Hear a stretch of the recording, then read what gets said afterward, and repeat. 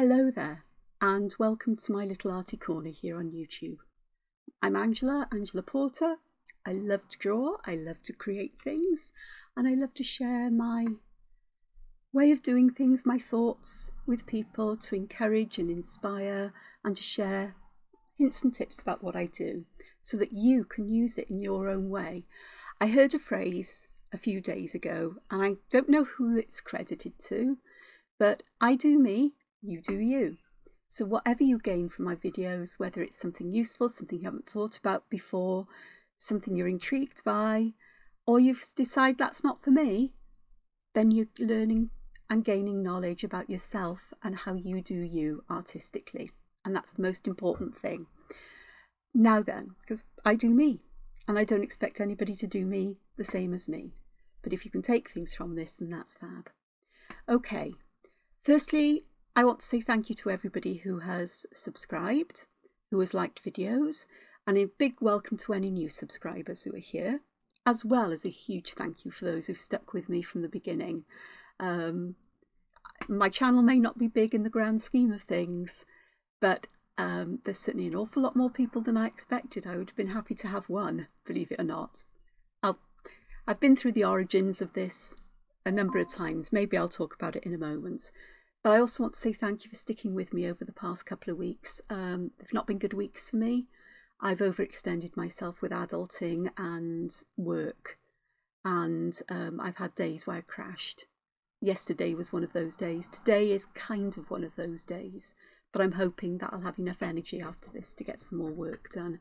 If not, then I can't, and I've let my editor know about that. So let's get to what you can see in front. This was actually a drawing I started for a video earlier this week, but I couldn't complete it. My mind went blank and that was it. But I've spent some time finishing it off, and I want to do something similar with you. It might not be exactly the same, but similar. I've used a piece of Canson Imagine paper that is 4 inches by 4 inches, which is about 10 centimetres or 10.5? Let me have a look. Let me find a nice easy number. Yeah, it's about 10 centimetres by 10 centimetres, give or take. And I used Canson Imagine Mixed Media paper because I know it takes water fairly well. I mean, it won't take a huge amount of water, but what it does is it works well. And I tend to do fairly simple colouring anyway.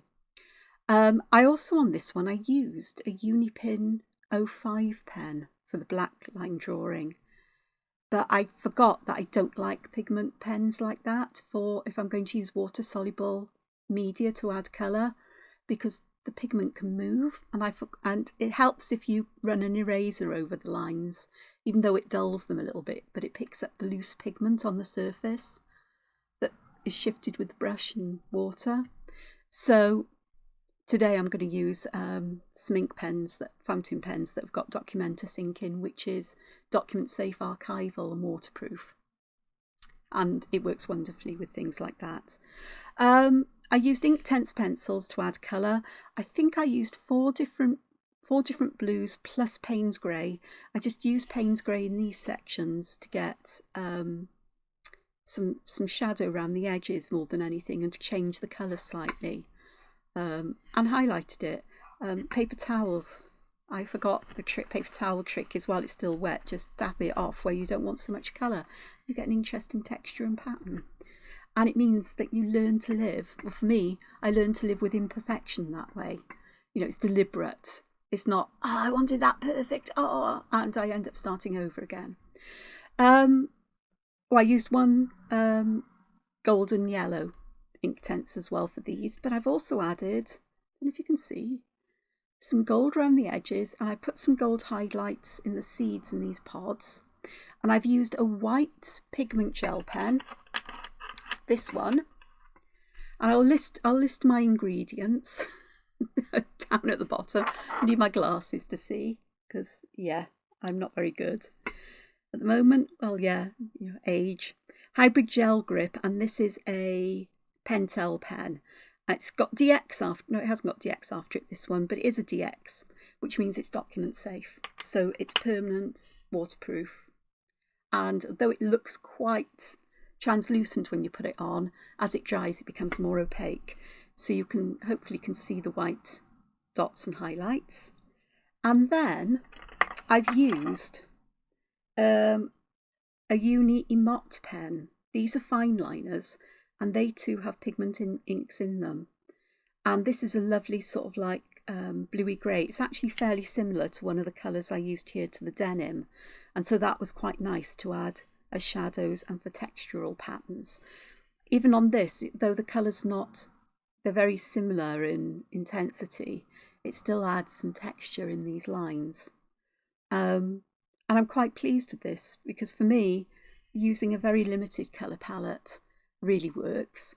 And also, just using a complementary colour just helps to lift all the colours. So this is what I'm going. Oh, the background. I did colour the background here, and I used blue distress inks. Sort of weathered wood, stormy skies, I think it was, a touch of broken china, I think. And around the edge, I added Vintage Photo, but in archival ink, so it wouldn't move if I got it wet. I didn't want that dark colour to bleed into everything, but it's created a lovely grungy edge. So I don't know what you think about that, but I'm going to do something similar with you today. How about that? And I'm going to try to work my way through it all with you on camera, because look at the state I'm in. I kid you not. I get in a right grungy state when I work. How do I manage this? I do not. Well, I do know, because I'm a Muppet. So I'm going to start by drawing in a border-ish. I'm going to have the design run to the edges, but I do hopefully want to put a frame in. Now, I can never totally or completely replicate something I've already done. No, none of us can, well, unless you're determined to. But the second or third time you do a design, sometimes that's when it begins to shine wonderfully. Now then, I got my Twizy pens here. I've filled them up, and one of them I used, where was it? On this that section, you can see where it's a bit mucky at the top there. I don't know if you can see, but that was because I forgot to make sure that there wasn't any excess ink flowing out of the nib. So they can be a bit awkward when I do that. Right, let's get rid of the ink on my fingers now. I kid you. This is why people don't like fountain pens, and I don't mind them. So I'm going to start by drawing some muka in. That's what I'm going to start with. I'm going to start at the edge, and what I'll do is, let me see, can we zoom in? Put some light on. Yeah, you can see. I'll try and work from the side so I can keep my hand out the way. But I'm going to draw a muka in that's going to arch up, down. I'm going to go round, but then I'm going to create a little spiral inside, like so. It's one of my favourite kinds of motifs. And I think I'm using the fine nib, but it could be the medium nib. So it's equivalent most probably to, I used an 05 there, so it's most probably equivalent to something a bit bigger than an 05. Okay? Probably. But it could just be because the ink is so dark and intense. And then I'm going to go on this side, and I'm going to add another one. The spirals aren't exactly the same, and I'm fine with that. Now, one thing I do have to remember is that as I come to the edge, I want to make sure that the paper doesn't flick up, because I end up with spots of ink everywhere. But if that happens, then it will be fine, because it'll just become part of the design. And I will use blue pencils again, blues and greys and that golden colour, even though I've got a background here which is browns, essentially warm browns. So I've used tea dye, rusty Hinge, and a little bit around the edge it's that Vintage Photo Archival Ink again. And you can see clearer than on here, though there's places on here where you can spot it, like here. It's just the shadow of it. I used a stencil to add some pattern to the background. I could have drawn it on, but I've got stencils, so I used a stencil, and it it also breaks that white paper as well. Now then, I do want to roughly, I think, split my paper into 3. So I'm going to do that. I'm going to start over here and move up so you can see what I'm doing. Down a bit, left a bit, fire. So I'm going to go here. So I apologise for my absence from, well, pretty much anywhere, but the only thing I've been doing on social media is doom scrolling, which is never a good thing. If I'm doing that, then I know I'm not in a good place, and I didn't want to get in this place, but I put a lot of pressure on me, and there's been a lot of adulting going on in the last fortnight. I finally bought a new washing machine, which had its own issues. That floored me for days. Peopling, big decisions. I mean, it's an overwhelming decision for me. There's so much choice. I opted to go into a shop, even though being around people is very stressful for me. Do you know what? I like that as it is, but I'm going to add some from over here. Okay, so I'm going to put one round here. There we go. Hopefully you'll be able to see what I'm doing. I keep my hand to the right of me.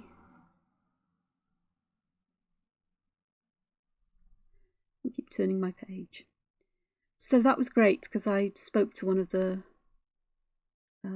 sales assistants there who works in the sort of like washing machine and white goods department, and he helped me sort out what I needed. Now these spaces here are quite small, and I think I am just going to fill them in with black because that will give a nice kind of bit of interest there. This one's a bit too big, and I think what I'm going to do here is just aura it, and I think I'll add lines to that so that it becomes attached rather than floating. I think in Zentangle they term that kind of thing coffering. I just look at it like it's more of a weird gemstone now. So do I like this? This is an odd space here, so I'm going to sneak another one in, which will make me very happy because, give you a moment to guess, I've now got an odd number of Muka, and that always makes me happy. So I'm just filling in these, adding my little bits of inky glue to stick all of these bits together so they can't just fly off in their own direction now. They're sort of like welded together or soldered together. Okay, so if I bring this one back in and zoom out, you'll see this is already a little bit different. In fact, I've got Mukas coming in from all directions, but I quite like this. This one was a bit more random and haphazard. It doesn't mean I can't add Muka afterwards. It just means that this is where I'm going to build from now. And I do want to add some seed pods. Now I've got a lovely line here that looks very seed poddy like. So I'm going to have the other side of my seed pod going this way. And yeah, it touches the edge of the page. And I'm fine with that. So I got that done. This was not last Monday, the Monday before. And I had a couple of other errands to run at the same time. So I over-adulted, including food shopping and a trip to my last trip to the laundrette, for the foreseeable future anyway. I will miss it because it's so easy, but then it's not much different here, So he went through it, the washing machine with me. And I said, well, how many are you in the house? Just me? How much washing in a week, What do you do with that and stuff? And I said, well, And he said, well, I'd recommend, an 8 to 9 kilo machine. But he said 7 you'd cope with as well. And I said, well, I really want one that's energy efficient. And he said, okay, let's have a look. And he said, well, these are bees. And I was looking at them and thinking about it. And then I said, hang on, those two over there are A. And he said, yes, they are. And I said, yeah, they're 7 kilo. Do you fine, he said. So I can still wash sheets in there and, you know, cotton throws and things. He said, yeah, no problem. Towels as well. Yeah, no problem. Just be aware, you know, that, you know, you can't fill the washing machine up with them. And I said, no, I know that. I'll come back to that in a moment. Now, I'm not sure whether I want to put as many seeds in these. I think I won't. I think I'll leave it like this. And this makes an interesting juncture here. And this is where this interesting juncture is going to become another mooka. And of course, I'm going to leave that with just one mooka there. So I quite like that as an idea. So I had a choice of two, and I said one was slightly more expensive than the other, and they weren't wildly expensive either. I can't remember how much they were, but I said, you know, what came down to it then was the look of the machine, because they had identical functions, identical, you know, a lot of things were identical about them, you know, different but the same, if you know what I mean. And what came down to it, which will sound absolutely ridiculous, was the door on the front loading washing machines. And one of them, the more expensive one, had a door that was quite thick. It was about 2 inches thick, that stuck out noticeably from the front of the machine. And I know that I'm clumsy, I walk into things, I bash into things. Yes, I bounce off them, but then I wonder how I've got so many bruises on me because I don't notice that I've done it. I've always been like this. So the other one had quite a flat door, much flatter door, and it'd be harder for me to bump on the edge. And that's why I went for it. And it just happened to be the cheaper one. And the chap said, actually, he said, you've made a really good choice. They said, that's the same kind of washing machine that we have at home, or, you know, we've got at home. And he said, it's been really reliable. It works really well. We've had no trouble with it. And he said, you know, I can recommend that brand from personal experience. So he wasn't there to try and sell me anything that was terribly expensive, which I thought was brilliant, because he might have gone, well, the other one's better, because, you know, but he didn't. But he didn't influence me either in my decision at the same time. So I was very grateful for that. And then there was all the paperwork and everything else, which was easy enough. And then it was delivery, installation and recycling of my old, you know, installation of the new machine and recycling of the old one, which I opted for. And he said, oh, right, let's have a look whether they're available. So he did that. And he came back and he said, they're in stock, so we can have one delivered and installed tomorrow. And I said, I don't think I'll be up to that tomorrow. And he said, okay then. So he said, how about Saturday? I said, Saturday? You do them on Saturday? He said, yeah, of course we do. And he said, morning or afternoon? I said, I prefer afternoon, because I know it can take me a while to come round. You know, I've been awake for 3-4 hours now, and it's only, you know, in the past half an hour I've been up to doing anything here where my eyes and my body are starting to work. I tell you what, age don't come by itself. Or perhaps it's menopause, perimenopause, whichever. And so that happened, but then that experience, all those things that I did that day, interacting with people everywhere I went, and the noise and the lights, and it was far too hot in the place I bought my washing machine because their air conditioning had broken down, and heat stresses me. Don't like being hot, but and it's not good for me, but it was really bad in there. And the kerfuffle, you know, the supermarket wasn't busy, but there's still noise. They had music on that was too loud. Luckily, I had my loops with me. These are earbuds you put in, and they muffle the sound, or they lower it. You can still hear, but it's background noise and lots of noise. It's all just turned down by a few notches, and it means that I don't notice it as much, and it doesn't overwhelm me, which was what was happening in the washing machine place. Like, what, they don't just sell washing machines, they do all sorts of technology. So I did that, and I was very, very grateful to come home, to be honest, because I'd had enough by the time I'd done that. But of course, it all takes its toll on me. And I'm beginning to understand why. It's, and I may share that one day, but not yet. Because I'm not entirely sure myself yet. It's being worked through and worked upon. But, you know, part of it's to do with complex post-traumatic stress disorder, which I do experience. Part of it's to do with something else. And they may both, or it's likely they're both intertwined anyway. So, you know, those experiences make my cortisol, which is always at a fairly high level, sort of like zoom up out of all proportion. And it takes days for that cortisol to leak away with me. So that floors me for a few days, which it did. I managed to get some work done last week, some illustrations for the book, for which I was very happy. But I didn't want to do any more either until I'd had feedback. So I didn't get feedback until towards the middle of last week. I think it's Wednesday. And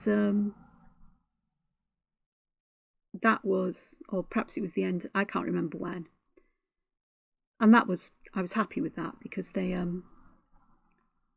it really did. I'm going to put it on this side because then I've got them sort of like swirling around in the same direction. So I'm adding a muka to one side of these.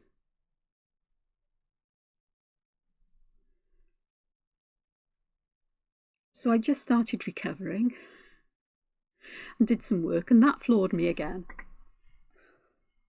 Because I overdid it. You know, I kept working and working because I'm aware I've got a deadline I'm going to miss.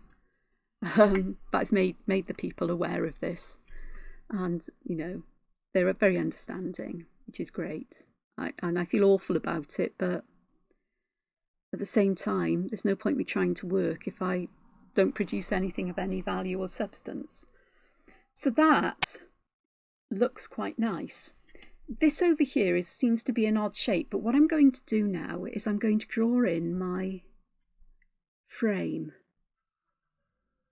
And I'm going to make my lines deliberately wobbly because, well, you know, I quite like that aesthetic, that look. Who'd have thought it? Angela Porter draws wobbly lines. Deliberately wobbly. Not just, you know, I go with it.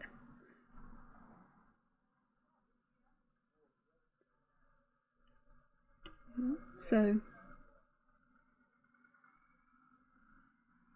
that one's lower than that one, so I'm going to have to go on the outside of these now to make my frame, which is fine. It doesn't matter which way round you do things. But I thought that would be quite nice to have it behind. And I quite like this. I would like to add some...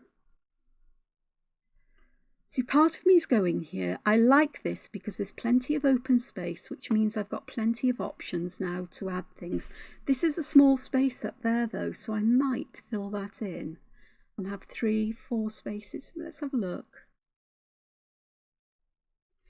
Because that's quite nice as it is. So, if I compare these, I don't know which way I want this. That, I think, is the way it needs to go. So I'm going to put my initials down there, very badly, but they're there. Couldn't remember how to draw them. So I've got it, this one this way. And it is a bit busy in places. There's a lot less going on here, but I've got, in some ways, but I've got more seed pods. I do like this pattern, and I do like these shapes that look like gems.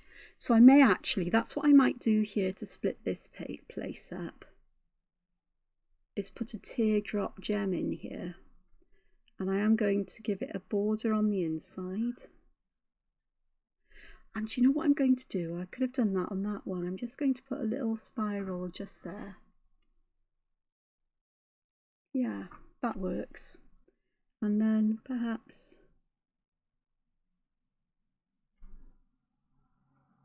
little mooker on each side with some black in these sections.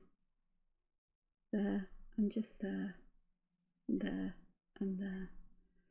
Do I want to do one on the other side? I think so, because it'll feel more deliberate then. This is more of a part of the frame around this gem or bead. Not that I'll colour it like a gem particularly, but we shall see. So I'm just adding that. So that's quite nice. Do I want to do this anywhere else? No, I don't think so. I think that has split this up and made it look all a bit more coherent. I think it feels better. This here is an odd space, and I think, do I want to do anything there? No, I think I'm going to fill it in with shadow like the others. But I do think I would rather like to have some little mookers here. Now this is fun. I've never thought about this, but I can have these going underneath the frame if I do that. And that's a rather nice way of making this a bit more interesting, I suppose. Like so. And again, I'm going to fill these with black. And then we're starting to increase the amount of black around the design, so it's more in keeping with each other. And I wouldn't mind doing that in other places. Can I do that? I can, but not so easily. This one I could, but no, I think I'm happy with that one. I would like to do it elsewhere, but it's not, don't think it's going to happen, so no. So we'll leave it like that, it'll be fine. There we go. I think I've dried on my nib then. I'm just looking to see whether I want to add, I'm not sure about line weight. Well, I am sure about line weight where things meet. So I'm just going to clean my nib.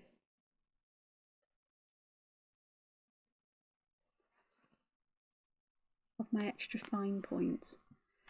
And use that, so it's easier then to add the ink and get a nice kind of shape. If you struggle with getting the nice ends, or your end, you know, where you add weight to the ends, like this, then always use a finer pen than you thought you might need.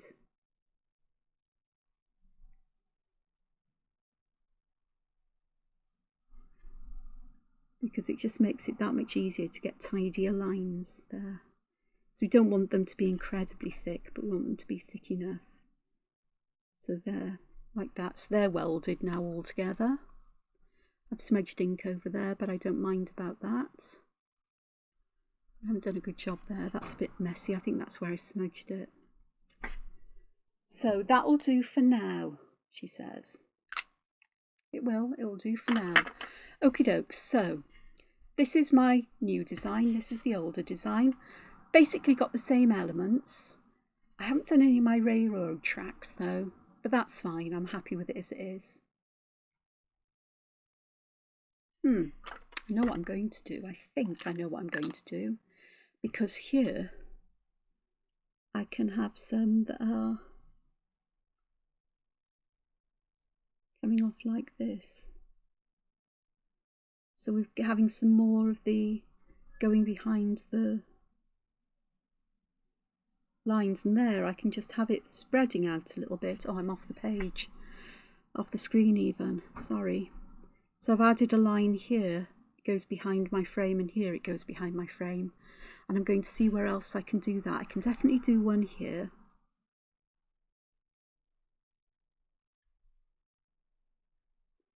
Just to, I'm going to add a second one there,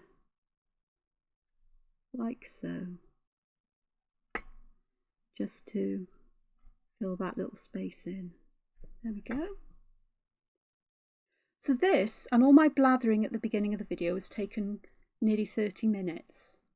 Now I'm not going to add any more patterns or details to this, because the next job is adding colour. So let's have a look at my Inktense pencils. I've still got them out from the other day. I needed them in case I wanted to add to that. This one I may want to go back and add some shadows or darker colours in various places. So it may not be entirely finished, but you've got a better idea. So let me just pop that out the way. So the colours I've got golden yellow. I have Payne's grey. Payne's grey I chose because it's got a lot of blue in it. It's a bluey grey. I've got denim, which isn't my darkest colour. I've got Malibu, which is the lightest blue. No, is it? Yeah, I've got lapis blue, which is slightly darker than that. So inside, I've done the Mookas in lapis blue. In my train tracks, I've got lapis blue in there. Denim blue, it's the this darker blue. This very dark blue here, and inside these is the last one, which is this one, which is indigo, deep indigo. So I've got a nice selection of colours here. So let me move them out the way. I have a water brush. Now then, distress inks are always water reactive. So this background colour may interfere with the colours a little bit, but it's not going to be much, surprisingly, because although the colour looks quite intense, the amount of ink that's on there, the distress ink, is very little. Now my first job should have been to erase my pencil lines, which I'm going to do now, because I don't want them to show through. I know I can erase them afterwards, but if I do them now, then I know the job's a good one. There we are, done. Not quite there, but all will be fine. There we go. So I'm going to do this before I do anything else, and I'm going to make the seed pods the same colour. Now then, I'm adding colour at various places. I'm not thinking about highlight and shadow here. I'm just thinking about how can I make these sections interesting with colour, basically. And in this long one, I'm going to have a number of sections of the yellow. They might actually run one into another, and I'm likely to go over them with gold, because I can. But just teasing them out, and it's amazing how a little bit of Inktense goes a long way. So I didn't recover last week from my stressed out washing machine buying and other errands day, because I was then worried about strangers coming in my house. My house is very much my safe place. It's where I take solace, where I recover from the world, and I rarely let people I know in, let alone strangers. And friends and family know what I'm like, and they respect me, as it were, my wishes, my boundaries, and know that when I'm having a bad time, my house can end up really looking very disorganised, and it's cluttered because it needs a big clear out. And I can't, it's me organising myself to do that, and sometimes it's just too overwhelming a thought. So I have to sneak up on myself to do that. Now that colour looks really nice on this, doesn't it? I don't know if you agree, but I'm quite happy. Right, I'm going to put the darkest colour towards the bottom and left of these seed pods. And if I need a darker colour, I can always get my Inktense out and for shadow. But I think I'm going to rely on the power of Inktense to be very intense in colour, and then just to fade out. And I'm looking at underneath here because that would naturally be in shadow as well, underneath the seed pod above, and to one side here as well, as I bash my pencils and they run away making a noise. And welcome to my world. So Saturday came, I tidied up, moved things out the way, and I had a phone call to tell me they were on their way. They'd be about 10 minutes. after I'd sat there for about 3-4 hours, like a rabbit caught in the headlamps. They arrived. Chaps were lovely, 2 of them. One came in, they disconnected the washing machine, took it outside, and were able to rescue my washing from in there, which absolutely stunk to high heaven. But put them in some bowls and a bowl and a bucket, and I thought, okay, we'll see what happens. I'd bought some Dettol, sort of like washing disinfectant, I suppose, and my washing, I use small SMOL products for washing and other things. So they use no plastic, and I think they're all plant-based and vegetarian, I think. I don't like their fabric conditioner because it doesn't get rid of static, and I'm a very staticky person. I can walk, there's a supermarket I go to, and in the summer I'll walk around and I'll get zapped from every single shelf. It's just me, nobody else, just me. And and installed the new one, fitted in. Oh, that's the other thing. I got in a right flap and panic when I was talking. Forgot to measure the hole for the new washing machine, forgot to measure the hole. And the chap said, wait, stop, don't panic. They're all the same size. I went, really? And he said, yes, they're all the same size. I went, oh, that's so good. because I was convinced that they would be different sizes. No, they're made to standard sizes. They have been for a long time. I said, oh gosh. And he said, so whatever your washing machine is now, the new one will fit. And I went, oh, thank you. So he said, right, now breathe. I said, I will. So it did go in perfectly, same size as the other one, maybe a slightly higher, I think, but it fitted under the work surface above it, so everything's fine and well. They tested it and off they went. Took the old one away, took all the packaging away. So I basically had nothing to do except to deal with the smelly old washing, which I did. And the smelly old washing was fine, except... Oh, I used lapis here for the inside. I'm putting denim on here. So I then, as I said, I had to deal then with the smelly old washing. So I thought, right, it's a good time to work out how this washing machine works. So I put it on. Oh, apparently I'm putting denim on the 3rd layer of these, but I'm going to darken it down by adding some deep indigo in a moment, so fret not.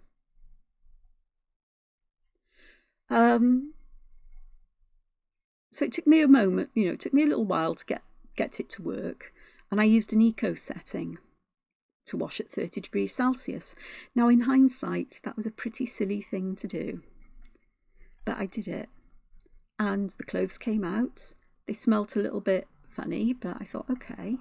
And I wanted to get the other pile in because, they was as they were left in the open air, the smell was increasing. So yeah, I must be mad to try and salvage, what clothes in this kind of way, but I didn't want to get rid of clothes that could be salvaged, if that makes sense, because environmentally it makes sense. So right, there's my deep indigo, and I might put a touch of deep indigo at the bottom of that one next door as well, because I think that would make some sense, because they need to be much darker. This here needs to be altered in shape. She says putting some indigo there where I didn't really want any indigo. It's okay, it'll all work out in the wash, you know that, in the wash. Oh, pun not intended. So I did that, put them, then I realised they needed to go in for a second wash, so I put the whole lot in again because they've now been spun dry and they're practically dry. I was impressed with that. and shows me how long it's been since my washing machine's been functioning properly. But like many things, when things start to stop functioning as well as they did, it's a slow process. It doesn't happen suddenly. So I put them in, took them out, and they were still a bit pongy. So then I washed them again, most of them again. But I used anti-allergen wash or something, which was at 60 degrees Celsius, which makes more sense. And it has a steam treatment to destroy allergens and so on. Worked a treat. Apart from a couple of slobbing around the house trousers that have got some discoloration on them, or changed colour, I've been bleached slightly. Doesn't worry me one little bit. And everything's fine and dandy. So I'm a happy bunny. And I must remember I've got washing to do today. So it's going to take me a while to clear all the sheets and bedding that have piled up here, because I did not take them to the laundrette. For some reason, I'm a bit funny about people seeing towels and bedding, which I shouldn't be. But, it's like my smalls didn't go to the laundrette either. They're mine. Other people do not need to see them. Yes, I know. And it's not because they're scuzzy or anything, it's just they're personal, aren't they? They're what I work, they cover up my bits. So that was all done, but having strange people in my house. Yeah, so Sunday was a day where I basically spent in bed, mostly, or doing nothing much, staring at the walls almost. Monday, was it Monday? I think Monday was pretty not a good day either. Tuesday was when I did all the artwork, and it floored me. Was it Tuesday or Monday? Do you know, I can't remember. But I know that until Thursday,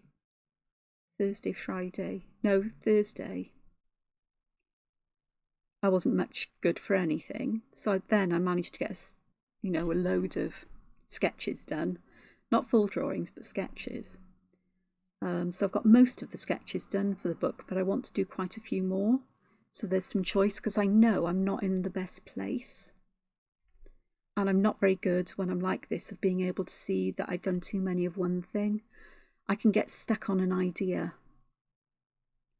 And I tend to run with it without realising that I might have done 5 or 6 of a similar kind of theme. But I've got ideas for the next lot, so it'll be fine. And I need some more colour in these. We'll get there. So once I did that, I did too much in one day, didn't I? Pushed myself too hard. And that tanked me then for the next couple of days. So was it yesterday? No, I can't remember if it was yesterday or Thursday. I managed to get a few more done and everything scanned in and sent off. And I'm just waiting for feedback, but I won't get it until next week now. I've got work to do on the original sketches, but I really want to get the final sketches done before I turn my attention to inking things in. Otherwise, I'll get engrossed, focused on the inking in, rather than on completing the pile of sketches. I can multitask, but if I find I really enjoy something, it can be hard to go back to what I have to do. So, I get focused, I've got to do these. So that doesn't help either. I wonder, because I'm beginning to understand more about myself. It's a lifelong process, isn't it, where you discover who you are and how you behave and so on. And I'm beginning to look beneath the surface layer, because all my life I've been a bit like a swan, appearing to others to sort of like sail gracefully through life, while underneath I'm paddling 19 to the dozen and just trying not to sink or, lose my head. And I'm starting to learn that I need to give myself that time and space to recover. If I don't, I just crash and burn. And if I keep doing it, I'm going to crash and burn in a big time, like I did several years ago, when I had a major kind of meltdown. I did really back in February. You know, it was building up until then, but it got really bad in February, where I was saying, no, I'm fine, I'm fine, I'm fine. It's just the pain, it's just this, it's just that. It's Christmas. It's something else that's cropped up, it's something else. And I just overdid everything. And it wasn't good. And if I hadn't sought help when I did, I don't think I'd be as good as I am now. So it's learning about pacing myself, setting decent boundaries for myself so that I keep myself as well and functioning as possible. You know, people would say, well, you know, I was described as a high-functioning depressive and anxiety person. And that's because I was able to keep going despite all the problems inside. And that's what high functioning means, is that you just keep going, you mask all the troubles inside, you don't let other people know about it, and eventually you just burn yourself out. It took a long time for me. I say it took a long time for me because it all presented itself in physical symptoms, constant tonsillitis, which is most probably why I had tonsillitis a while ago. Because I'd got overstressed and overdone too many things, and so my body said, whoa, what do we usually do when you're like this? Oh yeah, we give you tonsillitis. And then my first asthma attacks came because of this. And I'm eating way too much at the moment, so I know I'm stressed, and that's not good for me. Just need a bit more denim here and here, I think. So I'm just going back and adding in colour where I need it. It's a bit grim, isn't it, when the colours die back and you realise they're not as vibrant as when they're wet. But I have a fix for that, don't I? Mod Podge. So that yellow looks fab against that, but I do think I need a slightly darker colour. So I'm just going to get my bag full of Inktense, and we're going to head for some kind of orange colour. Orangey. I've got burnt orange, which is one of my favourites, but I have got here Wild Flame, which is heading towards the reddy orange, and I think that'll be quite nice with these yellows. And bear in mind, I'm going to use these colours elsewhere. This is going to end up in these colours, I think. So I'm just putting a little bit in where the seeds are. I've got little gaps in colour on some of these blue sections of the seed pods. But who says you can't have seed pods that are blue? Of course you can. You can have them any colour you want.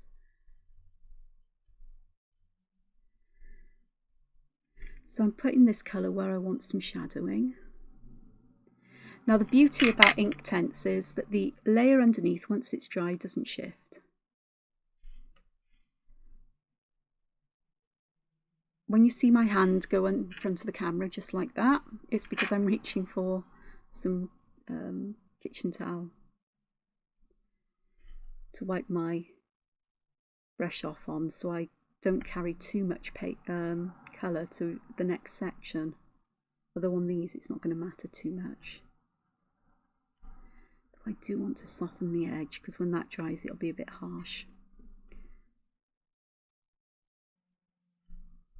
Where it's remembering how to add this colour is that you just take a tiny bit from the edge to spread out and then intensify the bottom, and it all works its way through in the end. There we go. So that is actually working quite nicely. I may come back and add some more of this colour, because I do like it on this. I like the way it adds some shadow, but I may add shadow with some Payne's Grey. So that will be consistent then with what I do elsewhere, maybe.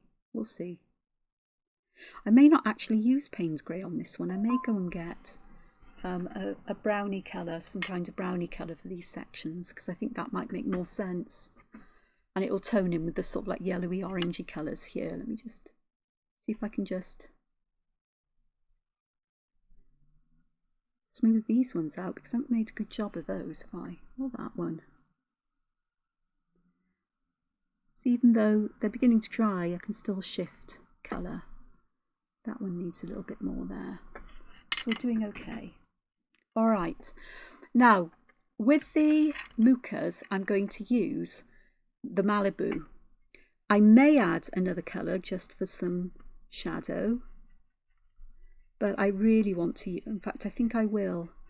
And the colour I'm going to use is the Lapis Blue. It is slightly darker, but I think it'll work nicely with this. And again, I'm not paying really much attention to where shadows would be. I'm just going to add it where I think there should be a slightly darker colour. Or a slightly change. It's not a big enough change though for me. So I'll go back with most probably the denim. Or perhaps I just need a bit more of the lapis down. This Malibu is just such a beautiful colour. It's heading towards the greener side of blue. The teals and so on, I think. It is really lovely. Yeah, this will need something that's a bit darker than the lapis, I think, to show up. Which isn't a problem. So what I'll do is I'll just add lapis to these, all of them, and let the lapis fill the Mukas. And then I can come back with a colour to add shade, add contrast. I could use the Payne's Grey perhaps, or not. Now this isn't a Muka. I'm going to leave these as they are. This one though is a Muka if I follow it up. So wherever there's a Muka, I'm going to add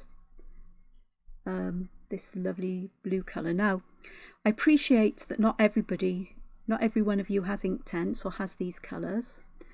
You can use absolutely any medium for colouring you wish. The principles are the same. Is that I'm looking at where I want to add dark colour to add contrast, to help to bring some dimension into this. And I'm basically adding it rather than as a real pattern or real shadows. I want to add this as a more as a pattern, I suppose. How I approach one, I'll approach all of them. So I've nearly got all of the Mukas done here, just with the Inktense colour. In fact, yeah, I'm done more or less. I've just got this one to do. And the lovely thing though about Inktense is I do not have to fuss about getting the colour down really smooth and even, because that's what the water's for, to blend it out. Just don't press too hard and it won't stick into the paper and you won't be able, dissolve it. And it means that I can work quite quickly, which is very useful for videos, Right, let me just have a look here. Let's zoom in for a bit. So I'm very aware, or become more aware of how much I can cope with, how much exhausts me. Sometimes I could, sort of like I spent a day with my older sister and it was lovely. Yeah, I was tired at the end of it, but not in the same kind of way. It was a physical exhaustion rather than a stressful exhaustion. I was with somebody who I know and I love and I trust. And so that made it a lot easier for me to interact with people and to be myself, because she knows I'm a Fruit Loop and she's a total Fruit Loop as well. And I mean that in the nicest possible way. As we're both eccentric and quirky in different ways, but in our own ways. And we surprisingly get on well together. And we've said, why haven't we done this before? I said, don't know, for a long time. So I'm planning to visit her. She lives the best part of 200 miles away in Surrey in England, on the edge of the Downs. And there's lots of interesting places there that she'd like me to see, which I can understand.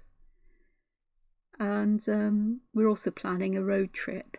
Or we've talked about a road trip again in the autumn once the schools are back in. Schools have only finished here in the UK for the summer, and I think last week was the first week of the summer holidays. I could be wrong. I think, you know, different areas of different times, but we'll certainly be in school holidays, you know, now. And so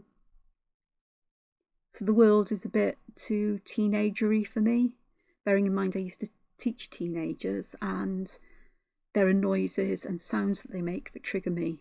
So it's not good for me to be out and about at this time, and it's too busy everywhere, holiday season and things like that. So during term time, I tend to do things. And she's quite happy with that because she says, oh yes, have children. Yes. So we talked about going up to North Wales, you know, Mid Wales, and perhaps stopping somewhere different every night to visit different places, because she's never done it. I've been to some places. Talked about Llandudno. I've been there once and I enjoyed it. So in the off, you know, sort of like the end of the season, it's, you know, it's really nice there. And of course the countryside is beginning to turn autumnal colours, and it's my favourite time of year. And there's a place called Port Meirion that we'd both like to go to. It's an Italianate village. It was built in Victorian times to the early 1920s and was used in a television series called, I think it was called The Prisoner, and this was the village in it. And used to have like balls rolling around with numbers on or something. I vaguely remember it, but I don't, you know, I was very young when it was on and it didn't make a lot of sense to me. Well, it did, I think. But it's that would be nice to go to. The architecture looks stunning, because I had a quick look and I'm thinking, ooh, photos. Camera must go with me. And because we'll be travelling by car, we can take all kinds of things with us, I suppose. We'll be arguing over who's driving, but I suspect she'll end up driving, because putting two persons' luggage for a few days in my little smart car could be a challenge. Depends how lightly we travel. In my case, not very generally, but we'll see. So we've talked about that. Whether it happens, we don't know, but I'm sure it will, because it's on the cards. We've both got things to do until that can be organised and sorted out, and that's fine. You know, it will happen when it happens, and, you know, that's how we are. So that'll be nice. And good for both of us, because I'm not good at doing things by myself, and she says she's not. So we've got pair of Fruit Loops who will be happily doing things, you know, together, and still have time, you know. Don't know, we'll see what happens. So things like that can be pretty challenging for me, as I've said. Now this area here, I've got this little gem-like thing in the middle, and I'm tempted to do it yellow, but I'm not. I'm going to make the outer side of this one and this one this lovely golden yellow, like gold. And I'm going to use some of the flame just to add some shadow in the corners, like here and around here. I don't know if you can see where I'm working now, there's a big water stain underneath, and it's showing through the colours. You know, so I like to drop water onto a distressed inked background so that I get these lovely water spots like this. There's a big one there and you can actually see it coming through. It's surprising to me how the distress ink isn't moving as much as I thought it would with water. I'm wondering whether it's something to do with me drying this with a heat gun and allowing the ink to settle into the page, because I haven't used this for a couple of days. These ones here are ones I want to use this colour with too. So I'm going to add the red first. I'm going to add it over my little signature as well. I'm going to do the same here with these. I've got two side by side, but I'm fine with adding the colour to both of them. I'll do it differently in each one. So the one underneath will have less yellow. How about that?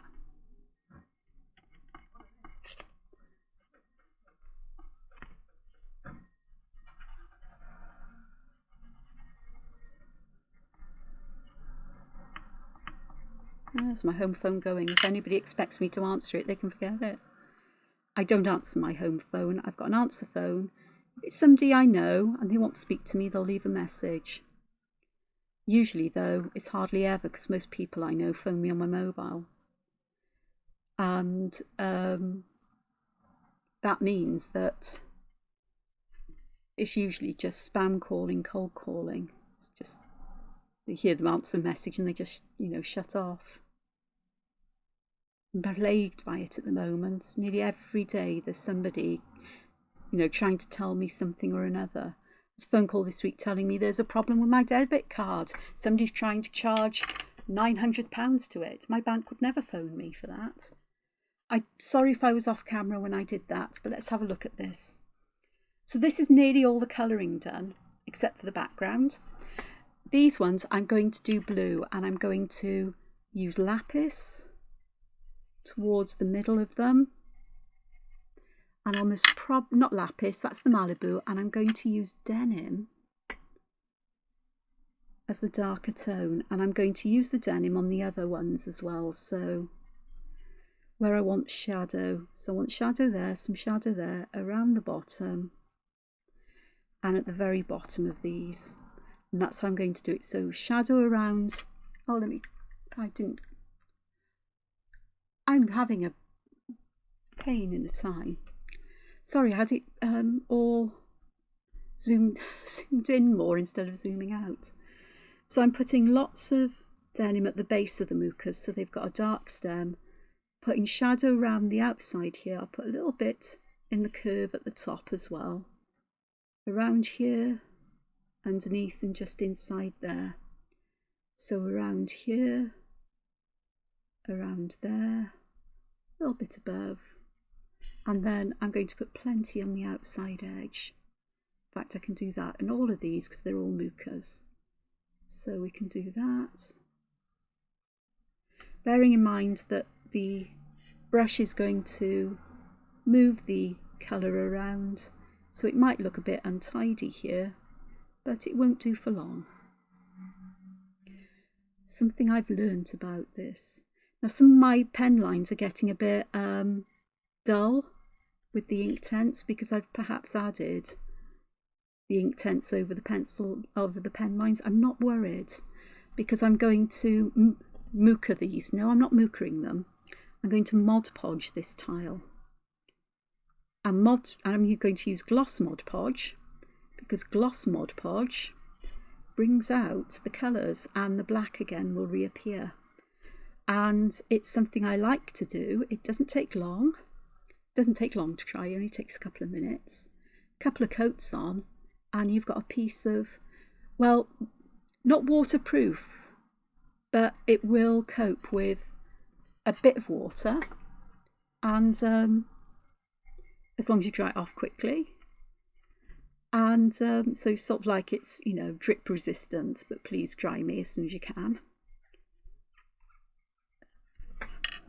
Right, just one left here. Quick look, and down here. Oh, and this one down here as well. So I know that will help to bring the colour back of these as well. So let's go for it. And then the last thing I need to do will be to add the, look at that. It's so simple yet so effective. Just brings it to life. Instead of the colours being flat, you've got some suggestion of shadow and dimension and change and depth, which is lovely. I could take it to an X degree, but in some ways it's nice to keep it simple because I know I'm going to be adding more details to this. I'm going to add highlights in gel pen, for example. And yet I've gone outside the line here. I'm not worried because I know I'm going to come back and add shadow, which will disguise that. I'm learning as I go about doing all of this and about what I can get away with and how I hide my crimes, as it were. Yeah, I can blame Adam Savage for that term, because you do things wrong and there's always a way to fix it or to hide it. You know, like the pen that blobbed on my sample drawing. I just disguised that then with well, I already put the white pattern down, that kind of weird membrane-ish stuff, or cellular-like thing. So I just used the fine liner pen to add a dark inside, and you barely notice it now. You know, I could go back with white over it and just have those parts just completely different to the others, but I'm not going to. Just adding some colour here. There we go. We'll be alright now. So this is 1 hour and 5 minutes and we're nearly done with colouring.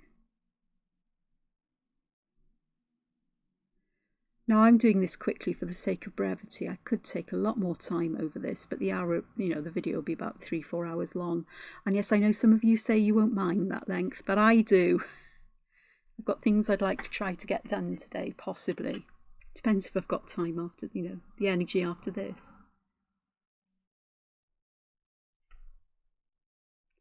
So it's been a funny couple of weeks, and I'm afraid that's how it might be for a wee while, until things settle down in some ways. Bearing in mind that, you know, I take antidepressants daily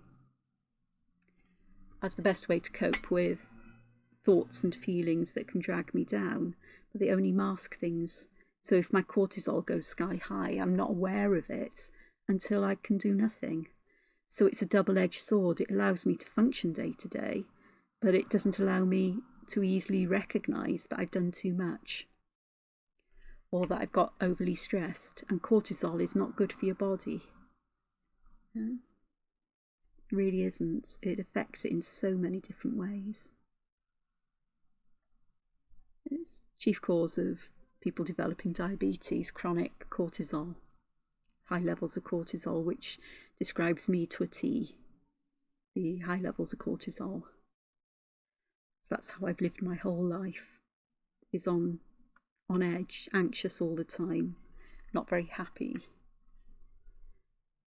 you know, clinically depressed, and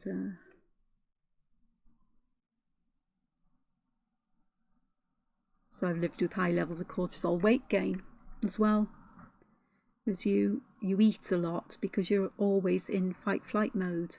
Your body always wants to be prepared for the need for a big dose of energy, and you also have digestive problems because, you know, to get rid of what's in your body quickly means that you'll have less weight to deal with should you have to fly or fight or fawn or freeze, because it's not just fight and flight. So I'm aware of that, but I forgot how much it can affect me. So, and I hope that rambling about all of this helps some of you, because there are lots of things that aren't talked about, that people aren't made aware of. It's only because of my need to research things, and by research I mean looking into things in a proper way, not that I've done my research meaning I found articles that back up what I think is going on. It's not the case, because sometimes I'm there going, oh, or I forget what I knew and I watch something or see something and I go, oh, Angela, that explains what's going on with you at the moment. How have you forgotten that? Because my ability to process that knowledge and information goes when I'm in that mode, you know, that startled rabbit kind of mode. Because I'm a freeze. Well, I sort of like fly as well. You know, I go into flight mode, but I don't fly or run because I'm not a runner. I've never been able to run in my life, for goodness sakes. But I walk away purposefully as quickly as I can, which counts. I can remember, I haven't done this, well, I don't think I've done this for a while, but going somewhere to a town that I know quite well for, you know, just a visit for a day to have a wander around. And got there, got to the car park, needed to get a parking ticket and I just could not get out the car. And before I knew it, I was driving back home. So I'd driven the best part of 2 hours to this place, and at the end of it just could not get out at all. Which sounds completely crazy, but welcome to my world. Okay, I'm going to look for a brown I think will go here nicely. Hopefully.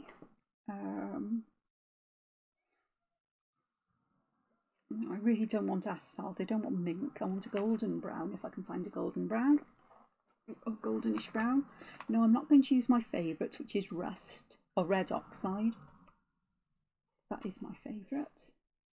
Saddle brown I don't like. Amber. Not sure about what I got up here. I have baked earth, which is quite nice. Mustard. Mustard might be the one. Let's have a look. So, with this up this way, I'm going to add my shadows.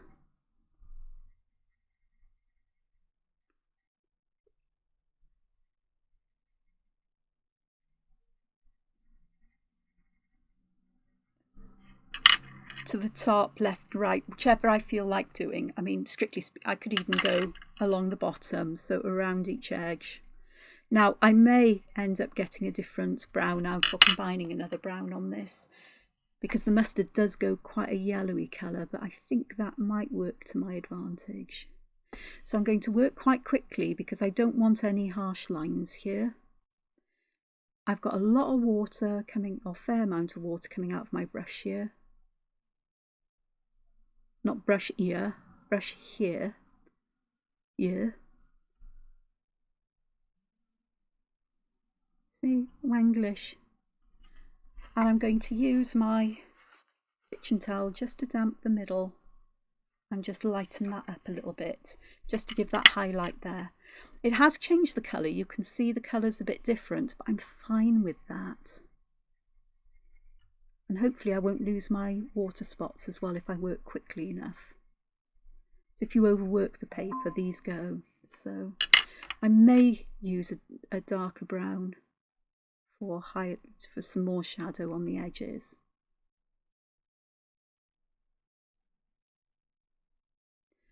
I will put a list of the colours I've used in the description of the video, so you know what they are. Again, I'm just going to take this and just tap, tap, tap, and we get some going there. Yeah, there's some still there, which is fine. So I want a fair amount of shadow under there. Here. I don't mind that it's no longer that orangey brown. That can change that quite easily. Instead, I might come back with a brown, and I'm likely to here because this is just making everything that little bit more yellowy. Perhaps not the best choice. Angela, you should have got your swatch page out for Inktense. Yeah, it's here somewhere. Need to find it. And then I'm just going to dab that up again as well, just to dab some of that colour off. Don't ever think it's a waste to do that. Oh, look, I haven't done this mooka here. How many of you spotted that? There we go. I'm moving away from the camera. I do apologise. I'm trying to do better.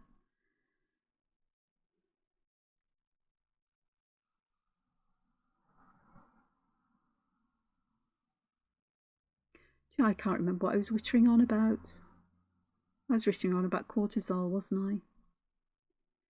So I try to be cognizant of that, and sometimes though my body just doesn't want to know. My brain doesn't, you know, sort of like, you need food, eat. But I ate not long ago. You need more food than that. Get ready for fight flight, okay? And even if there's no danger, it doesn't matter, because there can be a sound, a sight, a smell. Anything can trigger that response, that emotional response linked to trauma in my past. Body trauma is stored in your body, believe it or not. And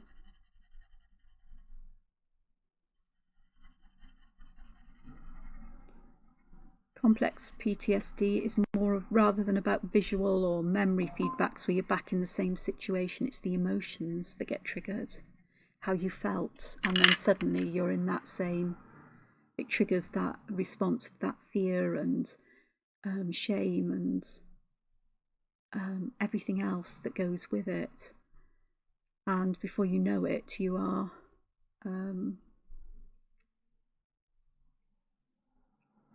in that fight flight mode. That's why teenagers get to me, because of situations I was in while I was a teacher.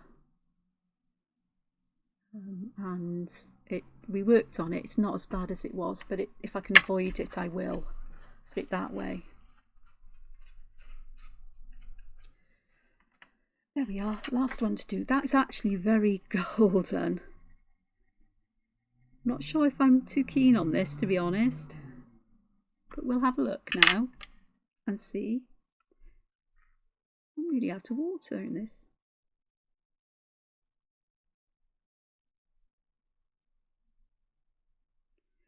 So I've got a couple of plans to change from mental and emotional well-being. I've got some plans where I'm thinking about making some journals, as in making them kind of junk journal-y, but using art rather than, and paper, found papers and things. This is actually empty. Oh, genius. Actually, let me just wipe any colour off. I'm not going to stop. I have another brush. I do. Oh, that needs some water going down.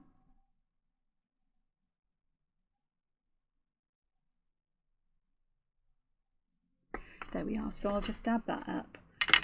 That is a bit too yellowy for me, but it will work well because depending on which brown I choose, the brown will add something lovely, nice and warm. I want a warm brown. Baked earth, I think, will do it. So where did I start? I started down here. So I'm just going to add, oh yeah, the baked earth will work really lovely. Perfect choice, Angela, well done. So I'm just putting the baked earth around the edge, and then I'm just going to activate it and just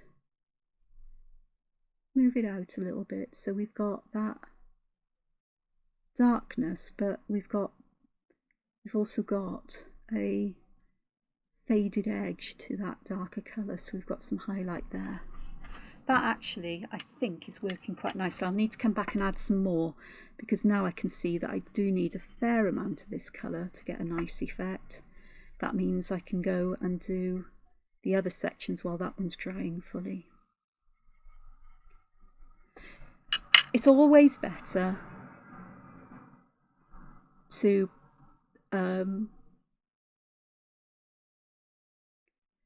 start with less colour, knowing you can always go back and add more, certainly with ink tints, or with any medium really, I suppose. And I tend to try to stick with that idea, because if I add too much, certainly with ink tints, if I add too much colour, I can't take it away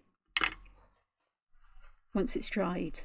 Watercolour you can to a degree, you can, but water-soluble media you can, although depending on what the medium is, or sometimes the colour that you've used, it's not so easy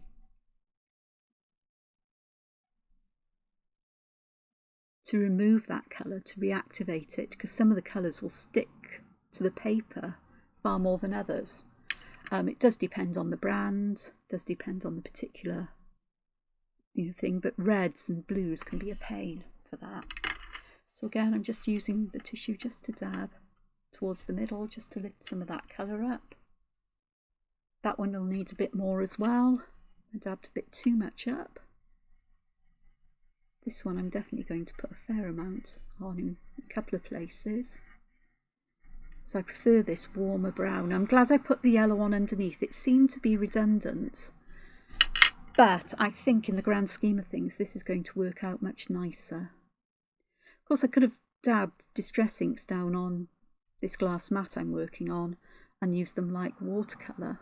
Because you can do that with distress inks. They're very, very versatile in many ways, but they're not waterproof. And if I'm going to add Mod Podge on the top, then that's likely to shift them. And just let me just dab a little bit off through the middle, just to keep a highlight there. That works.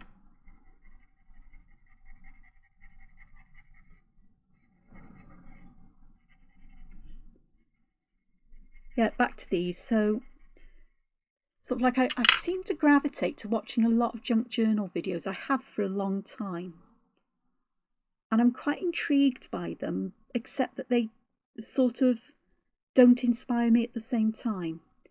I've tried elements of it. I've tried to create one, but I'm desperate to use my own art in it.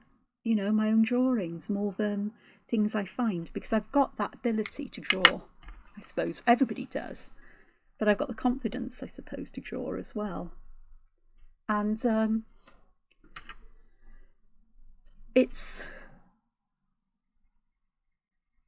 I've bought a book that I've been reading, and it's sort of like is about that. It is about junk journaling, but there's also about, you know, you add your drawings, you add your notes, you do your own things, you keep it in that way, and it makes sense to me. And I'm thinking, this is what I want. Somebody else who thinks along things in the same way. It's almost like they've given me permission to look into this. So I'm quite keen to start. And something else that cropped up on this is on my YouTube feed, because this is where all these crazy ideas tend to come from, is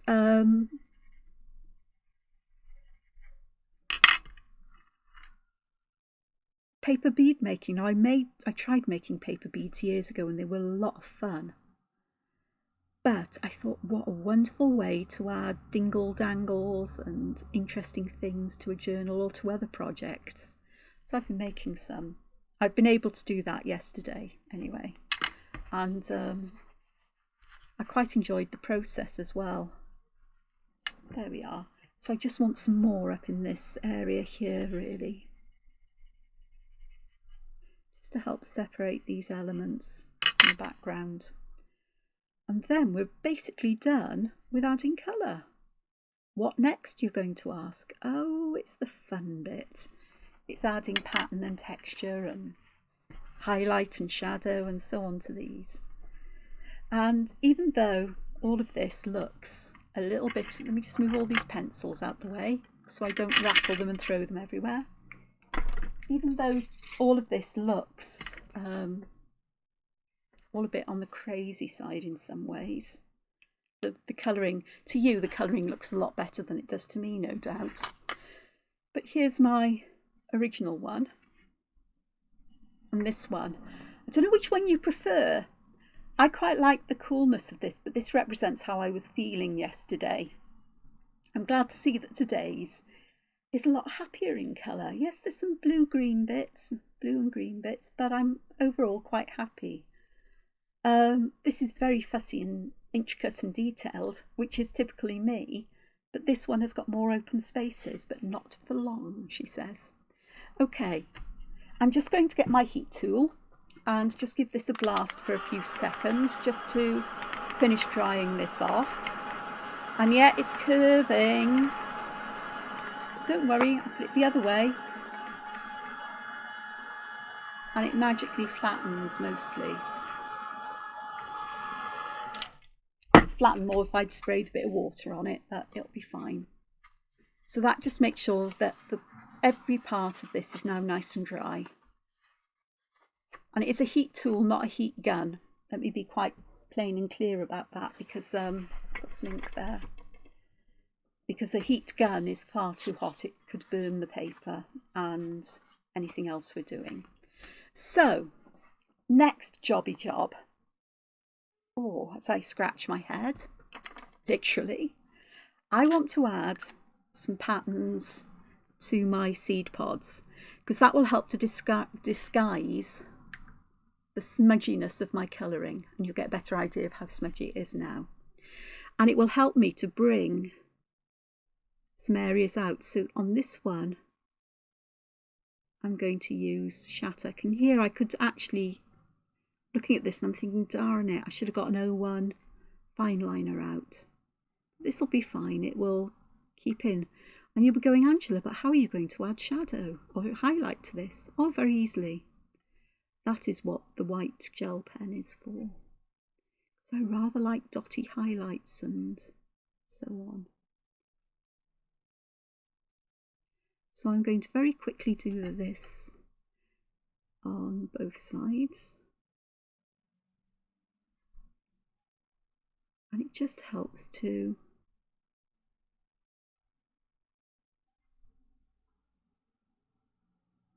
also add that darkness to these, which helps to separate things from the seeds, I suppose.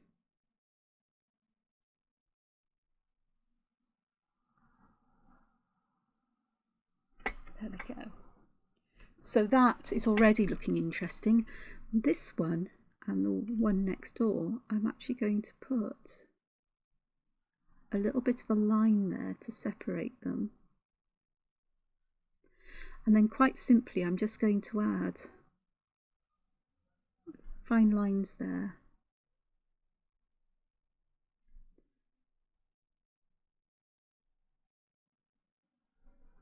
So if you've watched me long enough, you know I do like to be able to separate sections of pattern one from another. I didn't think to put these in as I was drawing them, but it's fine as we're going now. And yeah, they might actually meet the top before anything, but you just work with it as it is. And then I'm going to do the same here as I did with the previous ones. I'm going to keep Shattuck for those very central parts of the seed pod.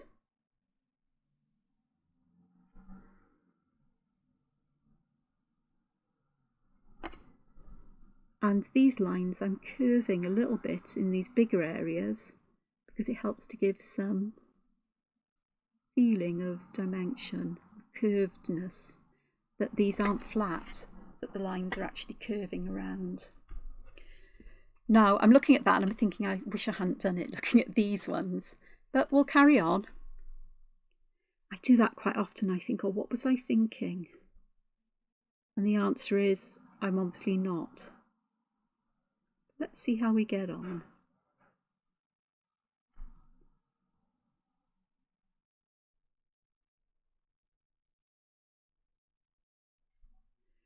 Okay, so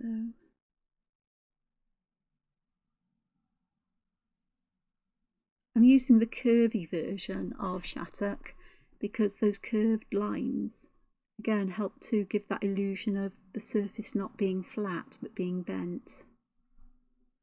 I'm curving these more than I did in the first one.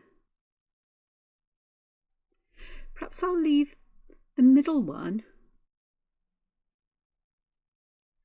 as it is, just like that, and perhaps this one then the same as it is. Let's look at the difference, because although these will be different now, it's kind of an experiment then to contrast how I can add things to these. And what I'm also going to do is I'm going to add on this one, I'm going to put the lines next. Oops, that's okay, we'll just add a bit of colour there on the outside of this section because they are right. We will get this all tied in neat because they're very small, and perhaps I'll just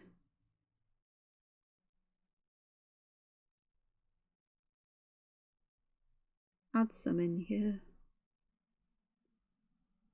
and then I'll have that border right next to them.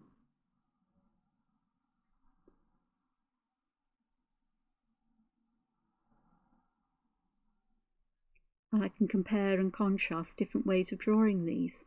Again, it could be something that in the future I'll come back to this and redo it in my own little way. I'm going to add that line of ink on the inside of this, and this one too. So actually it's more or less exactly like I did in the last one. But perhaps on this one I will, on the outer one, add dark lines close together that curve as much as I can make them in this tiny space.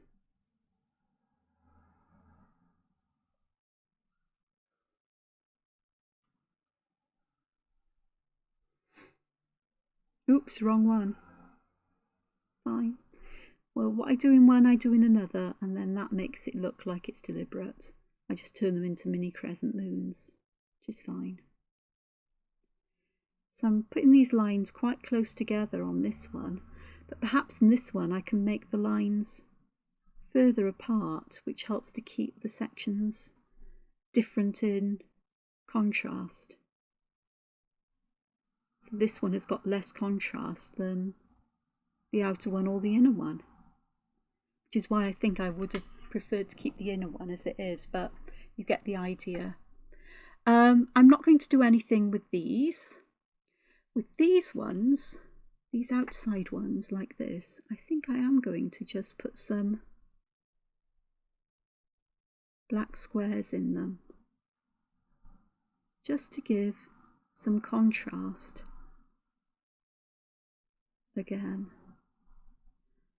And I can do that in all of these, which won't take long. Now I'm going to have to look for a different pen to add some pattern or some shading, I think. Oh, hang on. Ignore me, I'm wittering about stuff I've got no business wittering about at the moment. Okay, here I'm going to add some of these, but on the other one here I'm going to put them staggered, so I'm going to work them at the same time so I don't have them overlap. I don't want them over. Come on, work. I think it's getting clogged up with ink tents, my nib is. There we go.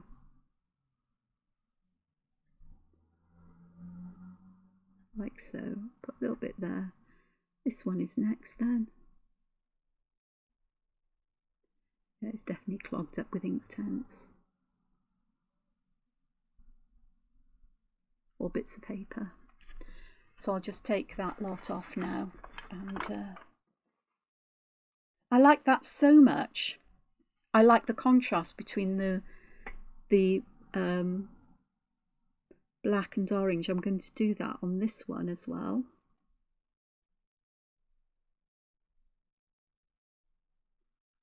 There, and around this one.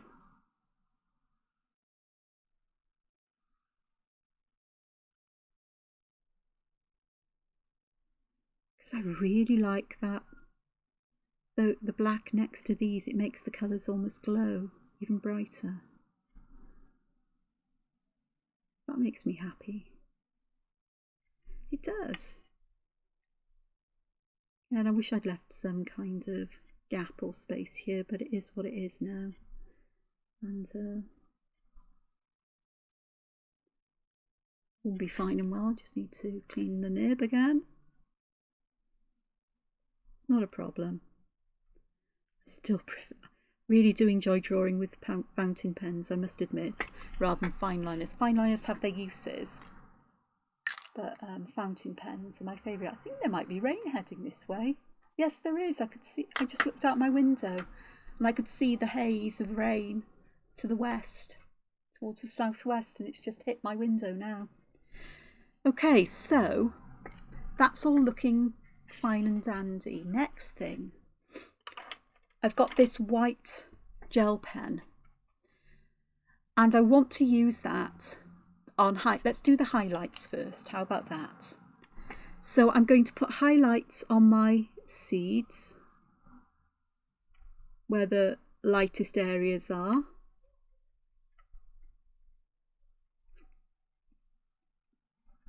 Like so. Then here. I don't want to put big ones on, I'm just adding little dots just of white, like these are kind of glistening. Actually, I might actually, rather than put them in a line, I might actually make that more of a wider area on these, as if there's almost like a teardrop shaped highlight on them, where I can. It gets to the point where you can't do that because the shapes are so tiny, so getting one in is enough. So that automatically now, that's lifted those just that bit. Hopefully it shows up on the video. This one I really do want to put some in the middle. This one's going to be interesting because I'm going to add my highlight around that spiral, and I'm going to start to spiral out and out and out, just making it a little bit narrower as I get towards the end.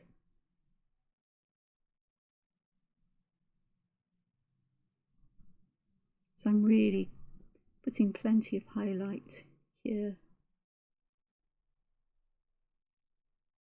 like so. Okay, the mucas, I'm definitely putting highlights here.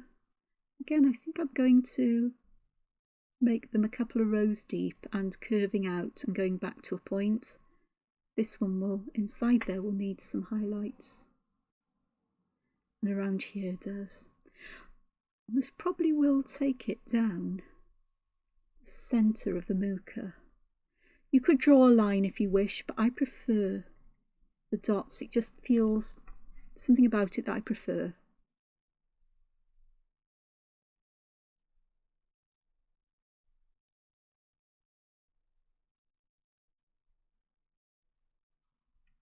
So we'll go round and down.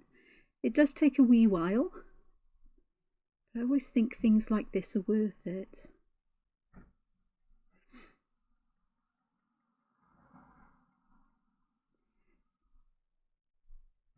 The white pen may stop working. If it stops putting dots out, just give it a wipe on kitchen towel or on the back of your hand, often works better. And it will wash off your skin even though it's permanent on paper, honest. So I'm going to do all of these in the same way. Now, I must probably take a lot more time if I wasn't filming this, or not.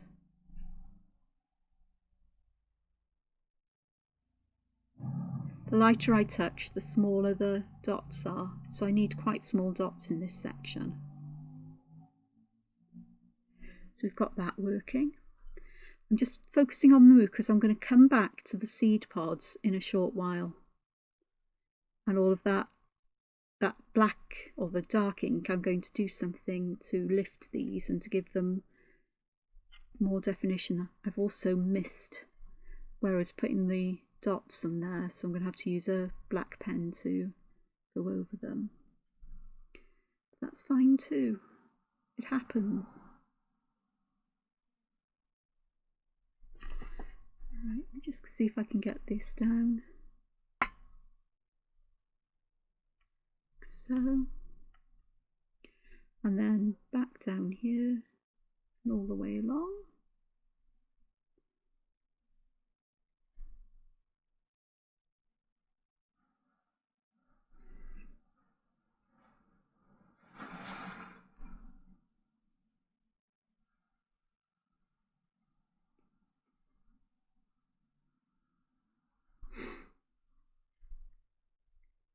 So, going back to journaling, junk journaling, whatever they call, it's not quite art journaling. Art journaling is different. Making an interactive journal, I suppose, would be a good way of describing it. If you'd like to see videos on that, because it involves a lot of paper crafting to make things like tags and pockets and flips and flaps and other kinds of mechanisms, envelopes and so on. where you store information, or you add embellishment, you make embellishments and so on, and decorations for it, then let me know and I will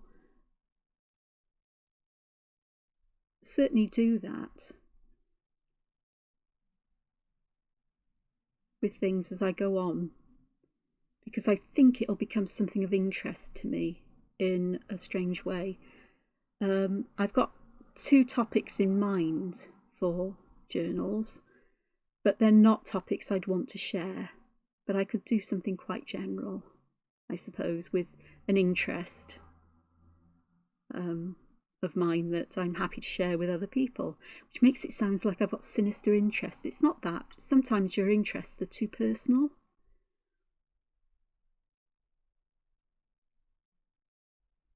To share, or I know that only a limited number of people would be interesting. And no, it's not Star Wars or Star Trek or Lord of the Rings or Harry Potter, honest. God blimey. I like them. I'm not that obsessed. Honestly. I have been watching Harry Potter in the last couple of weeks, which says everything you need to know about what state I'm in. Can you see how much this little bit has just lifted the colours, lifted the whole thing? And here this blue is sort of like it's gone it's almost got an orangey greeny tint to it. But just by adding these white dots, it helps to, well, almost disguise that, but it adds some light as well where we've lost the highlights. Don't worry, I'm going to go back to these, honest. I just wanted to get these done. Am I doing 1 hour and 42 minutes? There, like that. Okay? So they're looking. I'll zoom out. Right button. Correct. There we go. So that's how this is looking at the moment, although it's upside down. It doesn't matter. Actually, it looks almost like I've got a collection of leaves there. It's looking very organic. Okay, so with these black lines, I like them, but I'm not going to put a white dot in them. I've got this pen here. Is it Pentel again? Yeah, it's Pentel. It's a metallic, gold metallic, and it's a hybrid gel grip DX. DX means document safe, archival. It's not as shiny on paper as it would be on something else, but I find that if I put the dots down now, because I'm using dots, I'm not going to try and draw squares here, and this is it's a 1.0 sized medium ball. I don't know if you can get them any smaller. I need to have a look because I prefer a finer point, but if I was drawing bigger, then perhaps I would. But I am going to put gold on these little sections, just a dot of gold, just to break the black up just a little bit, but also to add that little bit of sparkle. And part of me wants to add gold to these, but I'm going to do it in a different way. Okay. Righty ho ho ho. Getting serious now. Shaking gold calligraphy ink. Okay. It says for dip pen and brush. Well, I'm using brush because I still haven't managed to get dip pens to work with this, and I don't know why they're not. So I'm using my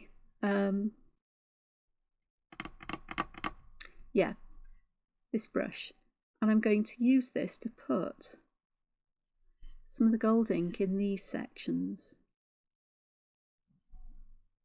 just to add some interest here and some reflectivity. Sparkle if you prefer.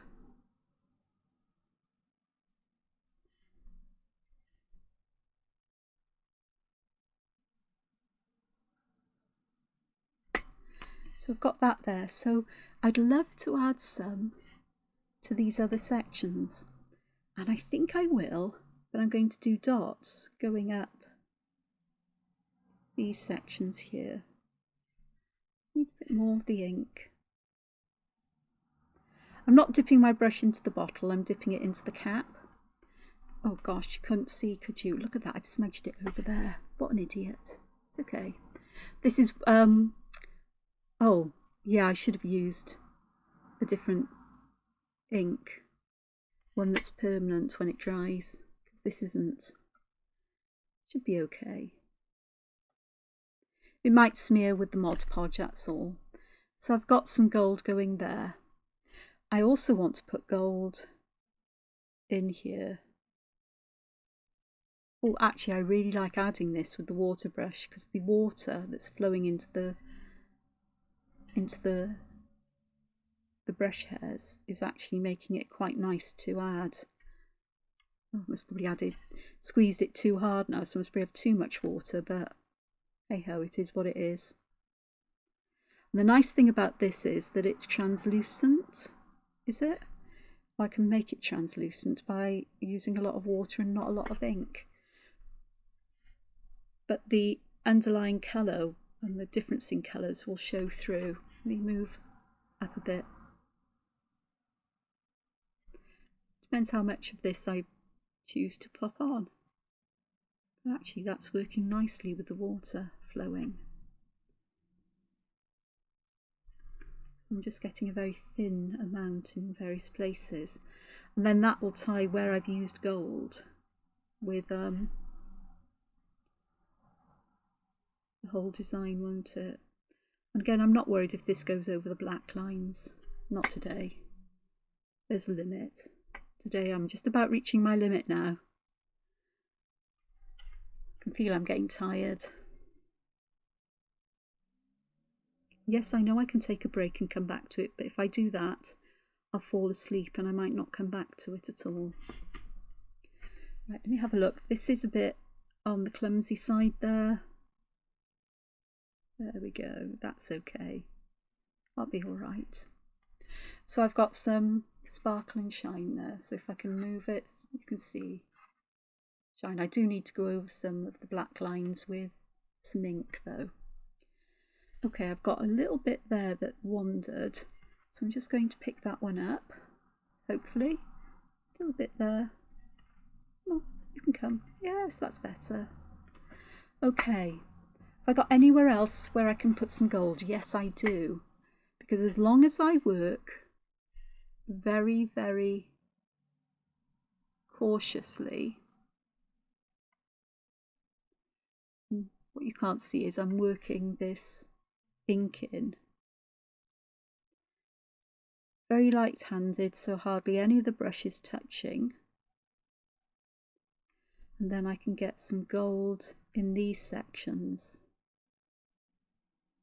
which will just give that subtle highlight here,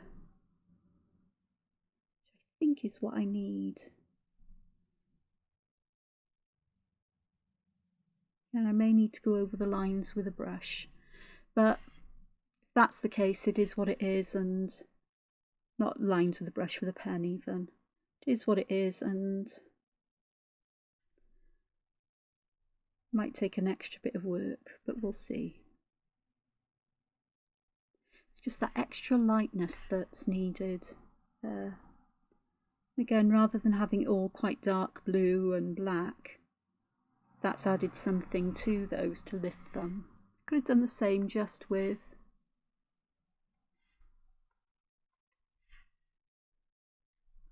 these are what I wanted to add some gold to as well. These little lines there. Did it there. Okay. Oh, this needs a bit more gold. There we go.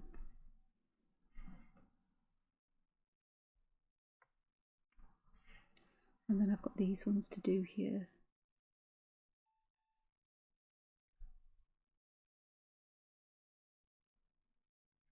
So, and then here, a bit more.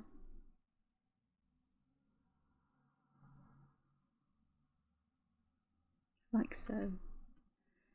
That'll work. Move it around so you can see the gold catches. You don't see it from some angles almost, but then you do when it just catches the light just right. Okay? So I've done with my gold. I'm going to go back to the white. I'm going to pop the gold away, put the lid on tight. I'm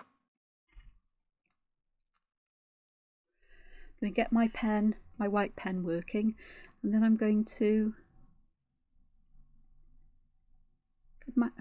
manage to put my hand in wet gold paint now. Seriously, I kid you not, I'm such a klutz.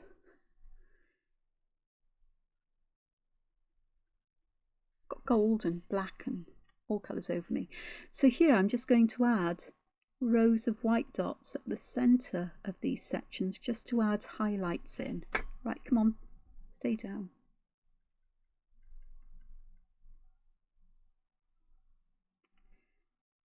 All of them, just like that, and this. And that just really does help to bring that highlight out. So I'm just going to take a moment to do that on this one, here, and then these two, that one and this one. So that is looking quite dandy. Now then, I'm not going to use my white pen for this. I'm going to go and look in here because I'm looking for a lovely red-brown colour. Not that one. No, it's not that one. Not that, it's not that, it's not that. That one might work. Look the other end. Gosh. Oh, that's the colour I wanted. This one. No, that's red, not red-brown.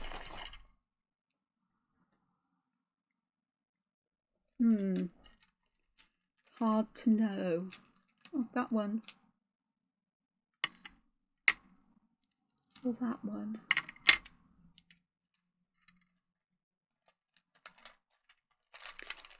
Okay. I want brown. I think, yeah, I've got a pencil case full of my favourite coloured fine liners. I've got plenty of others lurking, but these are the ones that I would use. I think I might use this one. The others would be too dark. This is just dark enough not to make much of a difference here, and I want to put patterns in the back. Now, which way up is this? This way. Part of me is tempted just to fill them with vertical lines. Part of me is thinking let's do some kind of pattern, but I think sort of like wobbly broken lines that are close together like this, and I can leave the breaks or get some of the breaks where the highlight is in the middle. I think that'll work quite nicely. And I like the broken nature of the lines as well, that they're not perfect and they're not meant to be perfect. And they wobble a bit as I draw them.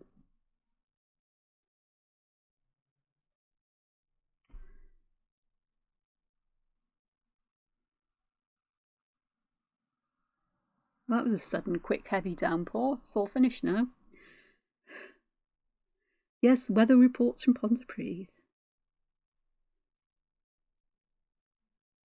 I'm hoping once I've got the book done, the book, Daydreams, that I'll have a bit more time to do this, because once the sketches are done, then it's the whole process of inking in, and I know they'll want that done as soon as possible, because I'm way past my original deadline. I had a second one for the end of this month, but I'm not going to make it.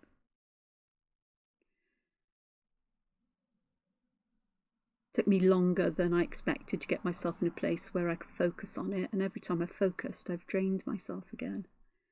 But I will get there. I've also got plans in my head for a shop on Ko-fi, Ko-fi, colouring pages, and I don't know what else yet. Whether I'll offer tutorials, you know, sort of like online.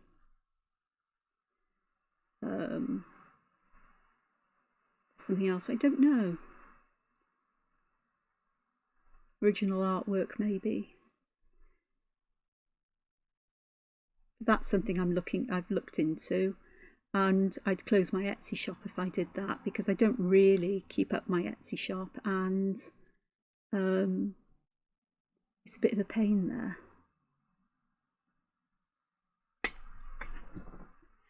Actually, that's worked really nicely. I like that. This really has worked. It's the final kind of thing that's needed. The highlight and shadow show through the lines because I'm not colouring them in. I'm just adding texture, and it just works wonderfully. And that slightly darker colour is just what I needed here. Helps everything else lift.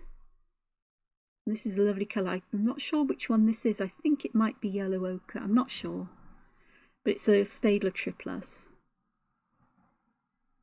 You can buy these open stock if you look in places, and they've got a lovely selection of sort of earthy, vintagey, muted colours. Which are still quite bright, but you know, not as bright as some of the other colours. So I have found somewhere where I can get them, which makes me happy. Even though I still haven't had all the order fulfilled from them. So I don't think I'll be using that company again, but they weren't the only company. So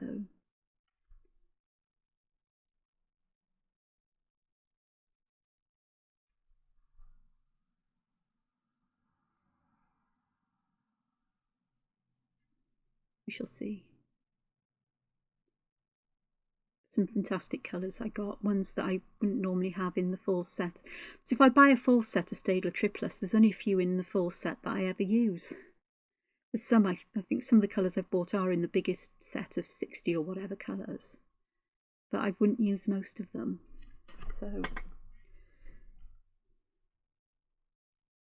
I maybe could have got away with a darker colour here, but I quite like the way this tones in with that baked earth. And yes, this is water soluble, so adding Mod Podge is going to be interesting, isn't it? Oh yes, but I'm determined to do it. It just means that you don't mess about with the layers too much. Because I've got a distressed ink background as well, so there will be some movement of stuff, but it mostly will be fine. That is the icing on the cake. Now, do I want to go the opposite direction and intensify that? Because this is my last chance to make that decision, and part of me really, really wants to.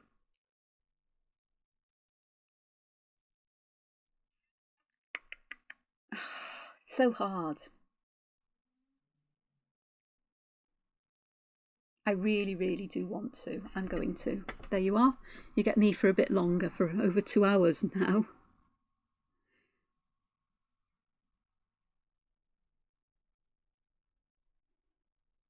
So this is kind of making up for a couple of weeks of inactivity.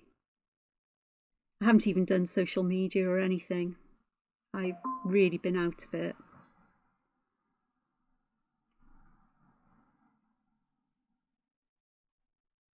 It's the problem when you show everybody that you're capable of, you know, doing everyday things when you're not, and too much in, well, in my case, in a day can wipe me out. It was actually too much in a week. But now these horizontal lines I am breaking as well. Yeah, I like that. And yet the highlights still show through from underneath, so I'm happy. I prefer this. There we go. Would have been a disaster if I didn't, but I do. I trusted my instincts that this was the right thing to do, rather than overthinking. Overthinking is a killer to creativity for me. If I overthink something before I do it, I end up often having a disaster. Whereas if I just work intuitively, which is often why in my videos I don't really have a plan of what I want to draw or share with you, or sometimes not even what media I want to use or colours. But I try to follow my instincts, and I think my instincts are telling me that very limited colours one main set of colours, so this one's mainly blues, but with orange and red, or orange and yellows, golden yellows, and this browny colour to contrast that are the way to go. For me, anyway. Don't know if you agree. And yeah, it's taken me a while to draw this 4" by 4" design, but I've enjoyed every moment of it. And I hope you don't think I've been moaning about my week or so. It's not my intention, because I know that I didn't know what good mental and emotional health is supposed to be. I thought everybody felt and thought the way I did, even at a young age, you know. Nobody tells you that the way you're thinking or feeling is not good for you, especially if you hide it, which I did. And everybody thinks you're functioning well. And then you think everybody's like that, which is why it's so important to have these conversations. And conversations as well about what works for me, or what lessons I'm learning. It's a never-ending process, you know. A result of the COVID lockdowns and so on has meant that I'm really having to look at what life is like now. I'm back in a life where anxiety is a thing again. I mean, don't get me wrong, I had a lot of anxiety during the early stages of lockdown. Then it actually became a relief not to have to go out to do things like shopping because of the luxury of online shopping and deliveries, which is actually, you know, it's a two-edged sword, isn't it? Because I want people to keep their jobs and I want companies to pay people well. But then I also, you know, I need to look after my mental and emotional health, and some things I can't get locally, like, you know, certain kinds of art and craft supplies. You know, I've had to get them from abroad because don't seem to be easily available in the UK. So it's not always, you know, I'd prefer to go out and shop locally, but I can't. Okay, let's have a look. Ink pen out. I need to do some tidying up of lines. I really do. So I'm going over lines where I've overspilled with the gold ink in the hope that I can rectify things. This is my least favourite thing to do, by the way, because I make such a mess of going over lines. And I am using a fine line, you know, fine nib. And I also know I need to look for where I've perhaps put white dots where they don't belong. Okay, let's do this. I'm going to do the frame last on this, because I know that I'll put my finger in it otherwise and smudge it all. And we don't want that, do we? No, we don't. Okay, my nib has got clogged up with gold ink shiny bits. It's probably mica that's in there. Mica's a natural mineral.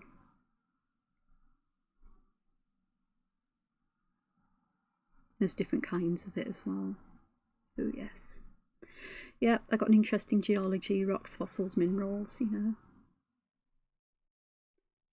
And oddly, I find it interesting what people associate different minerals with, you know, in the way of healing and personal development and what have you. What works for you? I'm never going to pass judgment on people unless it's completely whacked out and crazy and causes harm to others, because that shouldn't be the case. It's always interesting, and how people in the past viewed things. I also have an interest in ethnobotany. Now that would be a lovely journal to create. You know, not copying books, but documenting my journey and what I find interesting about various plants and of all kinds, herbs, flowers, I guess even fungi and things like that. I went round those gold bits because I just thought they needed that little bit more definition. Okay, so I'm just having a look here. Do I need to, yes, I do need to go So I might as well do these quickly rather than leave them. So I'm going to work my way round this just to hopefully cover up gold bits that spilled out.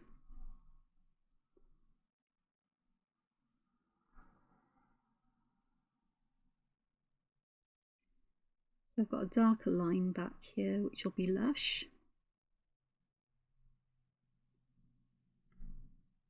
Go back over that one. There are places here where I've made a bit of a mess of these where I've smudged the gold, but I can go back with the black pen and neaten those up as well. There's a method in my madness. That one I'm just going to colour it all in if I can, because that one's a real mess. I have no idea how long this video is going to take to upload and then process. Never done one as long as this.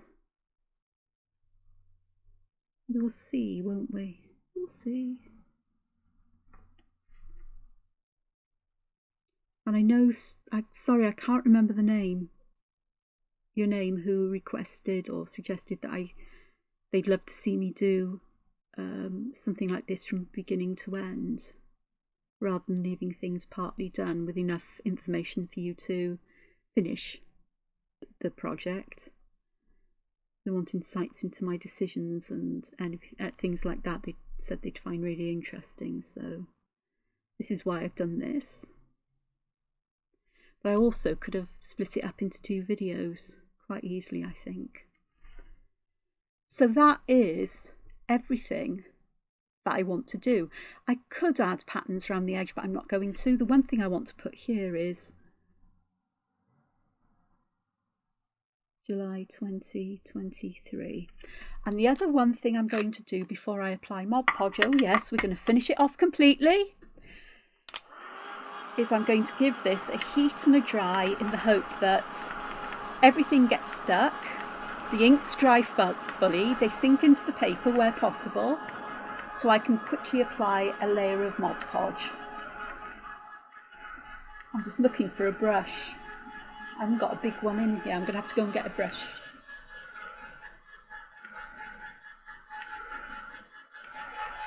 Right, just let that dry. Oh, cool down for a moment. Oops, sorry. Bang, crash wallop here.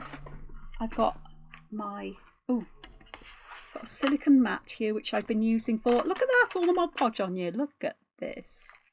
Peel it off. Oh, that is so satisfying. Oh, nope, don't do that, Angela. You're okay, girl. That is going to be so, look at that. Oh, I must remember to put this on here when I'm finishing off the paper beads. Right, 2 ticks while I go and get the big brush.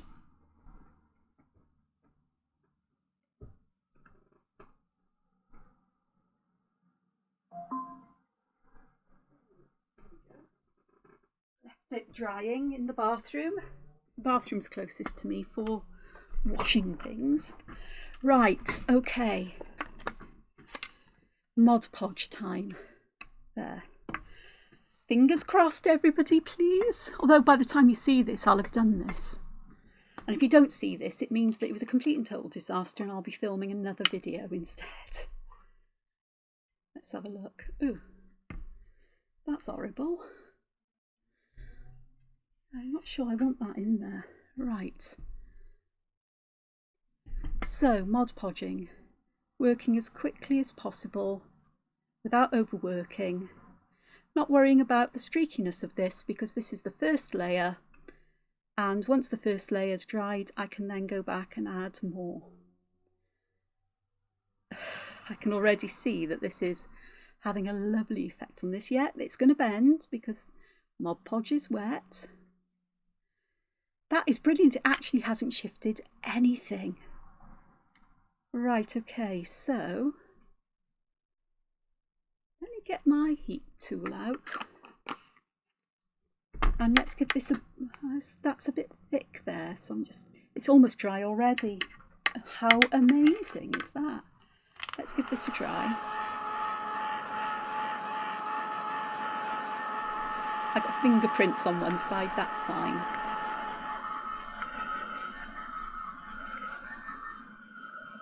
Look, it's beginning to flatten out, which means that it's getting all nice and dry again. Well, one coat. How good does that look? I'm a happy bunny, do you know that? Right, we'll add another coat very quickly and then I'm going to call it done. That has actually dried. I've got tweezers here I can hold it with so it doesn't get moved around too much, which will be great. So, second coat. I'll go in the opposite direction and try and get some here on the edge where I put my fingers on. Yeah, there'll be a tiny bit where the tweezers are, but then that tiny bit adds a layer of Mod Podge to begin with, so it'll be fine. So I'm just going to try and smooth this out. There'll be some brush strokes, there's nothing I can do about that particularly, and all will be fine and well. I will just pop those there so I can just get a little bit there. I think I need a little bit here. Perhaps I could hold it in the middle, that might be better. Oh no. As you can't see because I've moved right close to me with it. Oh gosh, talk about a nightmare. There we go. So that's fine. I've got water here I can throw my brush into. I can close my Mod Podge up. And I can dry this again with my heat tool. It literally takes a minute, you know, a couple seconds to a couple of minutes to dry. I'm amazed. The other stuff I'm using for my paper beads is called Deco Patch, and it takes a little while to dry. It says on the pot half an hour, but it doesn't take that long. Well, it didn't yesterday, and it's quite warm in the UK. Warm in the UK at the moment is about 19, 20, not like the 30 odds we had back in June. It was crazy. I'm much happier at this temperature anyway. Right, let's just dry underneath. And I'll pop that there. I'll get my scuzzy. This is, oh, I'm keeping that for afterwards. I will peel that off. There's something about it. And that now is extra, extra shiny. Yeah, you can see. So if I move it, and it's just brought all the colours out and that black back and the intensity. The only thing I think I could have done at the moment is to go back and increase shadow in places. But this is very much a work in progress, and there's the original one. Shall I Mod Podge that for you while I'm at it? Why not? Let's Mod Podge it. Because that one is Mod Podge safe as well.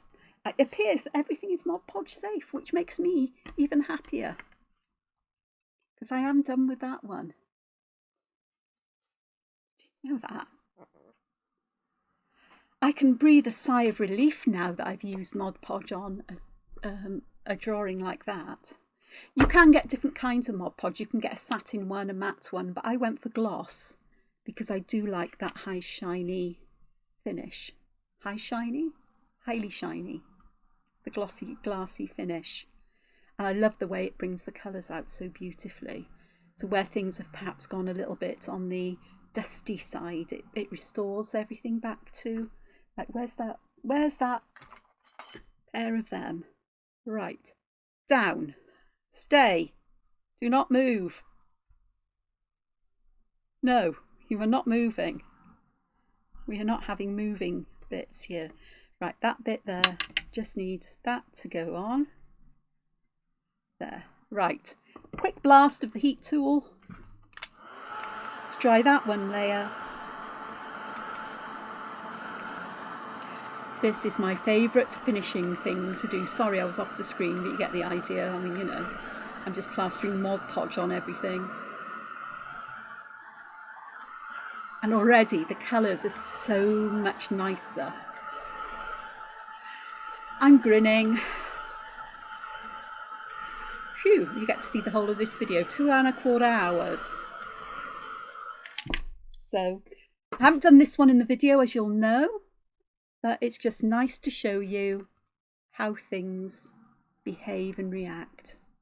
So this lot, second coat, because it really does make a difference, that second coat, I must say. Oh, I've got some of the icky stuff. Oh no, it's not, it's because that was hot. Or is it? Icky, look at that, it's icky. Right, okay, let's get everything here done and dusted. Yeah, I've picked up some of the ick. It's okay, I can clean the ick off afterwards. There we go, there and there and there and there. I think it'll need some there. There may be more glue in some places than others, but this is going in there in the thingy. Just clean my tweezers off because they had some Mod Podge on. That can go there. We move that out the way. These silicone mats are brilliant. I wonder if you can get thicker ones that lie flatter or, you know, are more stable. I don't know. Glass mat's great. It will dry, you know, it's easy to clean off there, but it's not as easy to clean off as silicone. Yeah, it's a glass mat. I've got it there for make it, you know, for everything really. There we go. So you get to see two of them in their lusciousness. Now, you just turn it over the other way and give it a bit of a heat. So these little bits here I'll be able to remove. It's not a problem. It's a bit sticky, but I think that's because it's so warm and it'll dry off. So here we've got two prototype today's, which is still a work in progress. Look at that, I can see I forgot to go round the mukas. Said work in progress. Sort of like, or perhaps put it the other way, inspiration. Or yes, you know, an earlier version and today's version, showing that things will change as you draw them. What would I change about this? This looks a bit odd here now, to be honest. I think it would have been better if I'd had it going the other way, but it doesn't matter. But I do like how that one's turned out. I like the gold underneath this. I like the way the black has come out. And this one's less dusty looking. It's shiny. I'm not sure it's as shiny as that, perhaps because oh no, it is. But the yellow colours have turned out quite nicely on there. They've changed a little bit, but not much. But it's like glass. It's got the glassy feel to it now. So I'm very happy with those. So I'll leave that one there, and I'll say thank you so much for joining me. And I hope you've enjoyed this. I'm not offended if you get to the end and wish I hadn't made it all, because you're free to turn off whenever you like. But until we meet again, look after yourselves, take care, and find time to be creative. Goodbye for now. Bye. Hoi.